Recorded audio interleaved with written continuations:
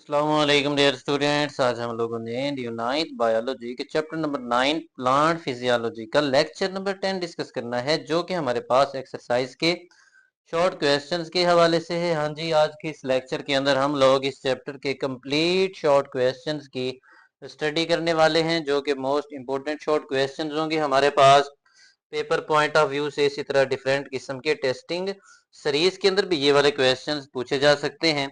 Start करते हैं हम अपना आज का ये लेक्चर, जिसमें हमारे पास फर्स्ट क्वेश्चन है define mineral nutrition in plants. के प्लांट्स के अंदर मिनरल न्यूट्रिशन से क्या मुराद है, इसकी हमने डिफाइन करनी है।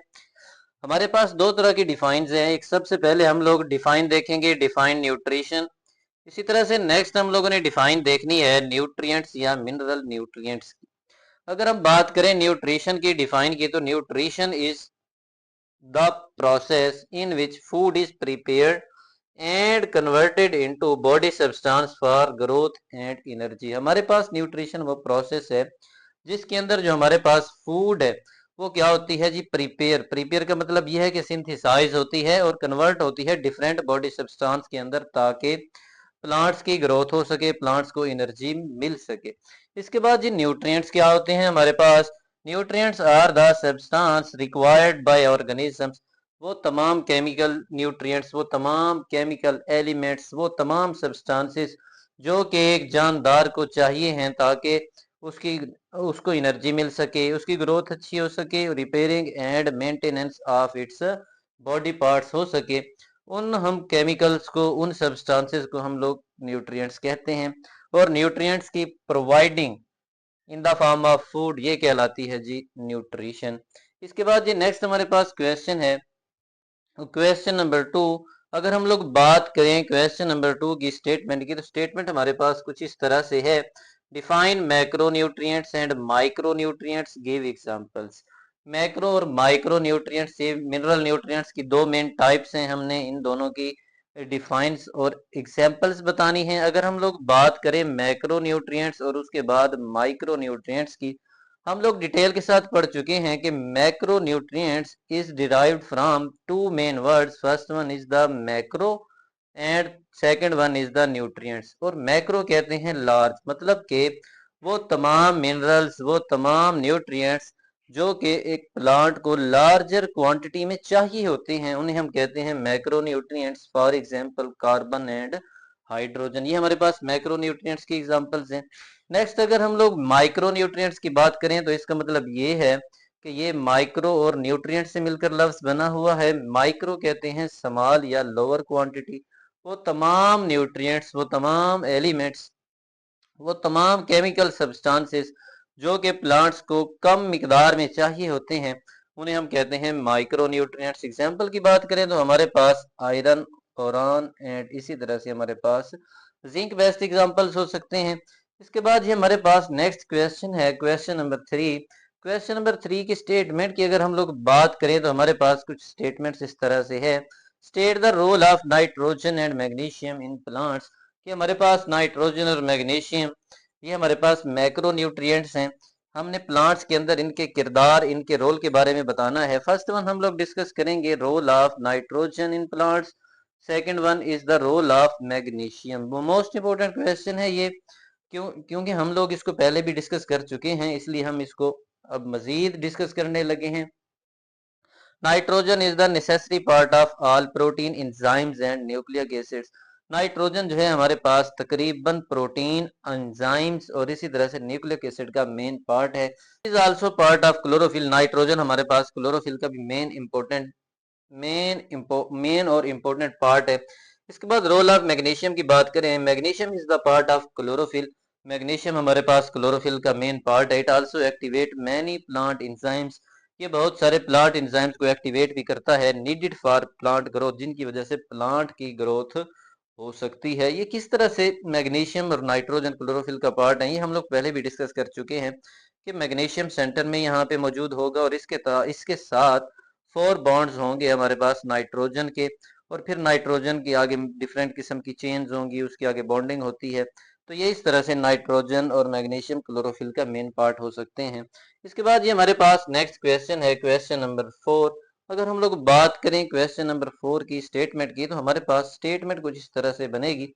Define transpiration and its types के ट्रांसपायरेशन की डिफाइन करें और इसी तरह से उसकी आगे मेन हमारे पास 3 टाइप्स हैं उनको भी एक्सप्लेन करें। सबसे पहले हमने पढ़ना है ट्रांसपायरेशन के बारे में, इसके बाद ही हम लोग one by one types of transpiration को भी डिटेल के साथ डिस्कस करेंगे।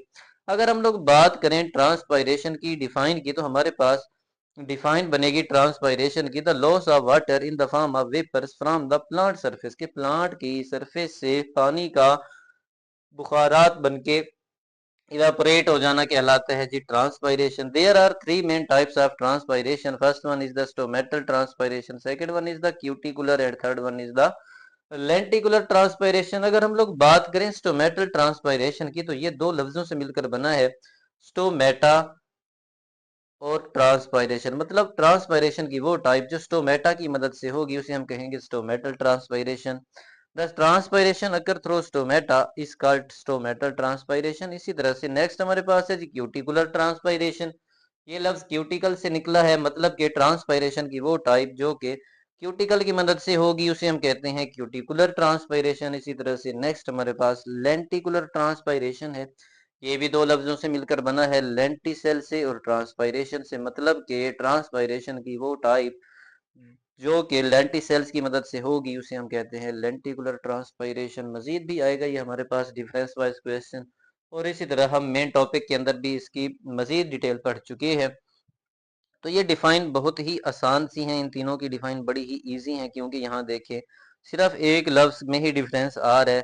अगर हम स्टोमेटा लगा देंगे तो स्टोमेटल ट्रांसपायरेशन हो जाएगा, क्यूटिकल लगा देंगे तो क्यूटिकुलर ट्रांसपायरेशन, और अगर लेंटिसेल्स लगा देंगे तो वो क्या हो जाएगा, लेंटिकुलर ट्रांसपायरेशन की डिफाइन हो जाएगी। इस तरह से जी नेक्स्ट हमारे पास क्वेश्चन नंबर 5 है। अगर हम लोग बात करें क्वेश्चन नंबर 5 की, how is the transpiration pull important plants कि प्लांट्स के अंदर जो ट्रांसपायरेशन पुल है वो इम्पोर्टेंट क्यों है, कैसे इम्पोर्टेंट है, इस चीज की हमने डिस्कशन करनी है। सबसे पहले तो आपको पता होना चाहिए कि ट्रांसपायरेशन पुल किसे कहते हैं, और उसके बाद ये उसकी इम्पोर्टेंस क्या है, उसकी अहमियत क्या है। हाँ जी, ट्रांसपायरेशन पुल हम लोग पहले भी डिस्कस कर चुके हैं डिटेल के साथ, मजीद हम इसकी डिफाइन पढ़ने लगे हैं। The pulling force in leaves is created by transpiration of water from their surface. Means that जो हमारे पास डिफरेंट टाइप्स के लीव्स हैं, एक प्लांट के जो लीव्स हैं वो एक पुलिंग फोर्स लगाते हैं। मतलब के रूट्स में मौजूद जितना भी वाटर है, जितना भी साल्ट है, उसको पुल करने के लिए एक फोर्स लगाई जाती है बाय लीव्स, उसे हम कहते हैं ट्रांसपायरेशन पुल। और इसी तरह से जिसकी अगर इंपॉर्टेंस की बात करें, इंपॉर्टेंस किसे कहते हैं, it is important for different reasons. Different किस्म के रीजंस हैं जिसकी वजह से transpiration pull is very important phenomena. First one is the water and mineral transport. Transpiration pull की मदद से वाटर और mineral throughout the plant transport हो पाते हैं। इसके बाद ये नेक्स्ट हमारे पास है absorption of water and salt. Water और साल्ट को एब्जॉर्ब भी ट्रांसपायरेशन पुल की मदद से किया जा सकता है प्लांट्स के अंदर। इसी वजह से जी ये बहुत ही इंपॉर्टेंट है। इसके बाद जी नेक्स्ट नेक्स्ट हमारे पास क्वेश्चन नंबर 6 है। अगर हम लोग बात करें क्वेश्चन नंबर 6 की, तो हमारे पास स्टेटमेंट बनेगी transpiration is the loss of water from plants. वो कहते हैं जी ट्रांसपायरेशन तो प्लांट्स की सरफेस से पानी का लॉस हो जाना है। इज इट हार्मफुल फिनोमिना, क्या ये एक नुकसानदायक अमल है। इफ नो, अगर नहीं है, व्हाट इज इट इम्पोर्टेंस, तो इसकी क्या इम्पोर्टेंस है। हाँ जी, ये भी हम लोग डिस्कस कर चुके हैं कि transpiration is a necessary even, एक नेसेसरी एक खास किस्म का अहम, या यूं समझ लें कि जरूरी अमल है प्लांट्स के अंदर। अगर ये ना हो तो प्लांट्स की ग्रोथ भी ना हो पाए, और इसी तरह से न्यूट्रिएंट्स जो है वो भी मूव आउट ना कर पाए through out the plant surface, through out the plant organs. किस तरह से ये जी नेसेसरी है हमारे लिए, हमारे लिए भी हो सकता है, और इसी तरह जो है प्लांट्स के लिए तो मोस्ट इंपॉर्टेंट फिनोमेना है ये। Transpiration is a necessary evil, जो हमारे पास ट्रांसपायरेशन है वो बहुत ही जरूरी है। ऑल दो transpiration is the loss of water from the plants, जब हालांकि हम जानते हैं कि ट्रांसपायरेशन के नतीजे में प्लांट की सरफेस से वाटर जो है लॉस हो जाता है, वाटर जो है यूं समझ लें रिमूव आउट हो जाता है वेपर की फॉर्म में। It still creates a pull on the water column in the xylem tissues of leave stem and the roots. करता क्या है जी, इसकी मेन इंपॉर्टेंस आ रही है, लीव्स के जाइलम, स्टेम के जाइलम और इसी तरह से रूट्स के जाइलम के अंदर ये क्या कर देता है जी, वाटर कॉलम को पुल आउट करता है। This pull is responsible for the transport of water salt from roots to the leaves. ये जो पुलिंग फोर्स है जो कि ट्रांसपायरेशन की वजह से बन रही है, ये क्या करती है जी, रिस्पॉन्सिबल है किसके लिए, वाटर और साल्ट की ट्रांसपोर्टेशन के लिए। कहाँ से ट्रांसपोर्ट होता है जी, रूट से लेके लीव्स तक। अगर ये वाली ट्रांसपायरेशन ना हो प्लांट्स के अंदर, जो वाटर और साल्ट रूट्स के अंदर मौजूद होंगे, वो लीव्स तक पहुंच ही नहीं पाएंगे। जब लीव्स तक नहीं पहुंच पाएंगे तो उनकी ग्रोथ नहीं हो पाएगी। इसी वजह से हमने आज ये इसको देख भी लिया कि transpiration is the necessary evil. इसके बाद नेक्स्ट हमारे पास क्वेश्चन नंबर 7 है। क्वेश्चन नंबर 7 के हमारे पास 4 मेन पार्ट्स हैं, जिसमें फर्स्ट पार्ट आ रहा है हमारे पास difference between xylem and phloem के जाइलम और फ्लोएम में क्या डिफरेंस है, इसको हमने इलेबोरेट करना है। आप लोग ये क्वेश्चन पहले भी पढ़ चुके हैं डिफरेंट टॉपिक्स के अंदर, डिफरेंट चैप्टर्स के अंदर, इससे पहले हम लोग डिस्कस कर चुके हैं। जाइलम की अगर हम लोग बात करें, it is responsible for transport of water and salt. Plants के अंदर वाटर और साल्ट की ट्रांसपोर्ट के लिए खास किस्म के वेस्कुलर टिश्यूज मौजूद हैं, जिन्हें जाइलम कहते हैं। नेक्स्ट हमारे पास फ्लोएम है। फ्लोएम की बात करें, it is responsible for translocation of food.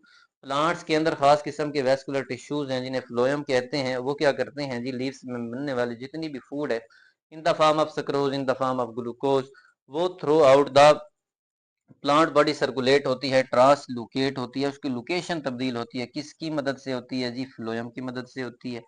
इसके बाद ये नेक्स्ट हमारे पास जो जाइलम है, is a unidirectional movement of water and salt. क्या होगा जी, जाइलम में सिर्फ नीचे से ऊपर की तरफ ही पानी क्या होगा, एक ही डायरेक्शन में मूव करेगा। इसके बाद जो हमारे पास फ्लोएम है, phloem is the by directional movement. इसमें क्या होता है जी, ऊपर से नीचे जो है यूं समझ लें कि स्क्रोज वगैरह भी आ रही होती है, और इसी तरह से कुछ हद तक ये वाटर साल्ट वगैरह को भी डिफ्यूज आउट कर रहे होते हैं, इसलिए ये यूनी डायरेक्शनल फिनोमिना है। जबकि हमारे पास जो जाइलम है, वो जाइलम यूनी डायरेक्शनल फिनोमिना है, जबकि फ्लोएम हमारे पास बाई डायरेक्शनल फिनोमिना है। इसके बाद ये नेक्स्ट हमारे पास इसी क्वेश्चन का पार्ट नंबर 2 है। अगर हम पार्ट नंबर 2 की बात करें तो difference between transpiration and guttation, कि ट्रांसपायरेशन और गटेशन में क्या डिफरेंस है, इसको इलेबोरेट करें। अगर हम बात करें ट्रांसपायरेशन की, तो हम इसकी डिफाइन अभी पढ़ चुके हैं। ये क्या चीज है जी, हमारे पास the loss of water in the form of vapours from the plant surface is called transpiration. जबकि गटेशन क्या है हमारे पास, guttation involves the release of water droplets through small pores located at the tips or edges of the leaves। हमारे पास suppose करें ये एक leaf है, उसके टिप्स और एजेस के ऊपर अगर छोटे छोटे ड्रॉप्स जो है डिफ्यूज आउट हो जाएं, तो इस प्रोसेस को कहते हैं गटेशन। जबकि हमारे पास जो ट्रांसपायरेशन है, वो क्या चीज है, पौधे के सरफेस से या लीफ की सरफेस से पानी का बुखारात बन के फिजा में चले जाना, ये प्रोसेस कहलाता है जी ट्रांसपायरेशन। जबकि अगर हम बात करें ट्रांसपायरेशन की, टक्कर ड्यूरिंग डे टाइम में प्लांट्स के अंदर लॉस ऑफ वाटर ट्रांसपायरेशन की फॉर्म में होता है, जबकि नाइट के टाइम पौधों के अंदर loss of water with the help of guttation होता है। तो ये मोस्ट इंपोर्टेंट क्वेश्चन हो सकता है आज के इस टॉपिक का या इस एक्सरसाइज का। इसके बाद ये नेक्स्ट हमारे पास क्वेश्चन नंबर 7 का पार्ट नंबर 3 है। अगर हम उसकी बात करें तो difference between hydrophytes and the halophytes, ये भी हम लोग पहले डिस्कस कर चुके हैं। हाइड्रोफाइट्स दो लफ्जों से मिलकर बना है, फाइट्स और हाइड्रो से। हाइड्रो कहते हैं जी वाटर को, जबकि फाइट्स कहते हैं प्लांट्स को। मतलब कि वो प्लांट्स जो कि फ्रेश वाटर में रहेंगे उन्हें हम हाइड्रोफाइट्स कहते हैं। जबकि जो हेलोफाइट्स है, ये भी दो लफ्जों से मिलकर बना है, हेलो और फाइट से। फाइट कहते हैं जी प्लांट्स को, जबकि हेलो कहते हैं साल्ट को। वो प्लांट्स जो कि साल्टी इन्वायरमेंट में रहेंगे या सी वाटर में रहेंगे, उन्हें हम हेलोफाइट्स कहते हैं। अब बाय वर्ड हम इनकी डिफाइन, इनके डिफरेंस की फॉर्म में हम डिस्कस करते हैं। Hydrophytes are plants that live in fresh water. Fresh water कहाँ पे हो सकता है जी, तालाब में हो सकता है, झीलों में हो सकता है, और इन द वेट सोइल, या वेट सोइल में हो सकता है। इसके बाद हेलोफाइट्स की बात करें, halophytes are plants that live in habitat ये विद साल्टी वाटर। मतलब के हेलोफाइट्स हमारे पास वो प्लांट्स हैं जो कि ऐसी जगह पे रहेंगे जहाँ पे साल्टी वाटर, या यूं समझ ले नमकियात वाला पानी बहुत ज्यादा होगा। कहाँ पे हो सकता है जी, वो सी के अंदर हो सकता है, या साल्टी मार्शिस वगैरह के अंदर हो सकता है। हाइड्रोफाइट्स क्या हैं, दे आर वाटर लवर्स, मतलब कि पानी में रहना पसंद करते हैं। जबकि हेलोफाइट्स क्या हैं, they are salt lovers, means that they likely to live in the salty environment.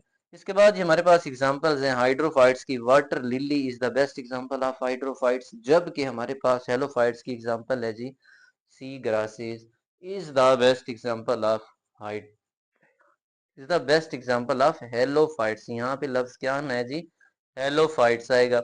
इसके बाद नेक्स्ट हमारे पास क्वेश्चन नंबर 7 का पार्ट नंबर 4 है। अगर हम उसकी बात करें तो ये भी डिफरेंस वाइज क्वेश्चन है, हाइड्रोफाइट्स एंड जीरोफाइट्स। ये भी हम हाइड्रोफाइट्स अभी डिस्कस कर चुके हैं, जबकि हमारे पास जो जीरोफाइट्स है ये दो लफ्जों से मिलकर बना है, जीरो एंड फाइट से। फाइट कहते हैं जी प्लांट्स को, जीरो कहते हैं जीरो कंडीशंस, मतलब कि वो इन्वायरमेंट जहाँ पे बहुत ज्यादा खुश्की होगी, मींस दैट डेजर्ट वगैरह या ड्राई इन्वायरमेंट में जो प्लांट्स रहेंगे उन्हें हम कहेंगे जीरो फाइट्स। अब हमने इन दोनों की डिफरेंस की बात करनी है। ये भी क्वेश्चन बाज दफा शॉर्ट क्वेश्चन में पूछा जा सकता है। Hydrophytes are plants that live in fresh water, ये वही चीज आ रही है। Xerophyte live in extremely dry environment, जो जीरोफाइट्स हैं वो बहुत ज्यादा खुश्क माहौल में रहेंगे। इन दीज प्लांट्स, हाइड्रोफाइट्स की बात करें, water absorption occur through the entire surface, water को एब्जॉर्ब ये through out the body, plant body कर सकते हैं, रूट की मदद से कर सकते हैं, स्टेम की मदद से कर सकते हैं, सरफेस की मदद से कर सकते हैं, या स्टोमेटा या लीव्स की मदद से भी कर सकते हैं। जबकि जो जीरोफाइट्स हैं they have deep roots to absorb water from almost dry soil, इनके जो रूट सिस्टम वो काफी डीप होता है, जिसकी मदद से ये बहुत ज्यादा पानी एब्जॉर्ब करते हैं। वाटर लिली हमारे पास एग्जांपल है हाइड्रोफाइट्स की, जबकि cactus is the best example of xerophytes, ये हमारे पास जीरोफाइट्स की बेस्ट एग्जांपल है। इसके बाद ये नेक्स्ट हमारे पास लास्ट पार्ट है क्वेश्चन नंबर 7, और आज का ये आखिरी क्वेश्चन है हमारा। क्या क्वेश्चन है जी, difference between lenticular transpiration and stomatal transpiration. हाँ जी, स्टार्ट में हम लोग पढ़ भी चुके हैं इनकी मेजर डिफाइंस, कि ट्रांसपायरेशन की वो टाइप जो कि लेंटिसेल्स की मदद से होगी उसे हम लेंटिकुलर ट्रांसपायरेशन कहेंगे, जबकि ट्रांसपायरेशन की वो टाइप जो कि स्टोमेटा की मदद से होगी स्टोमेटल ट्रांसपायरेशन कहलाएगी।